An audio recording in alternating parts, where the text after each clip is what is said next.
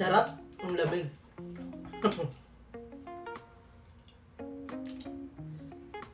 When the mind expands, it will never go back to where it was.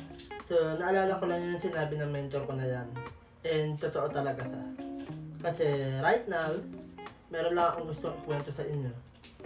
Na naghanap talaga ako ng pagjijiman ko. Naghanap ako ng kung saan pwede mag-workout. Kasi summer ngayon and gusto kong ibalik yung dating build na katawan ko, and of course, gusto kong mag-workout para mas ganado ako yung trabaho para sa side hustle ko.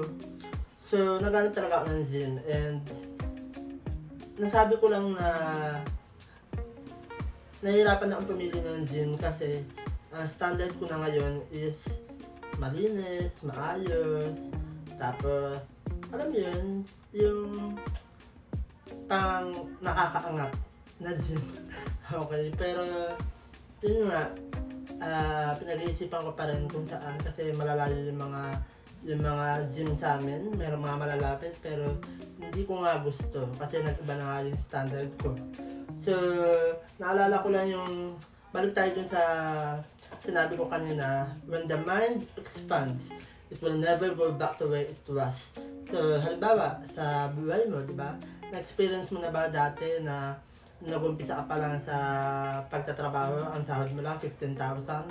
Tapos, nung nakahanap ka ng bagong opportunity o nagkaroon ka ng extra side hustle, kumikita ka na ng 30,000.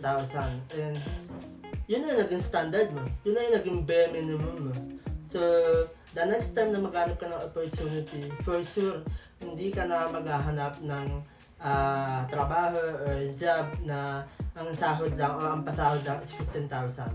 For sure, dahil na-experience mo na yung 30,000 na income, gusto mo yung mas mataas pa yung ibibigay sa'yo, kapantay, at least kapantay man lang, di ba? So, yun yung sinasabi ko kanina. Yun lang naman yung gusto kong i-share for this video. Hindi ko pa makalimutan na meron pala akong ginagawa. No? Ito yung 15-day challenge na mag-video ako everyday. And yun, salamat sa mga sumuporta sa first day ko. Bye!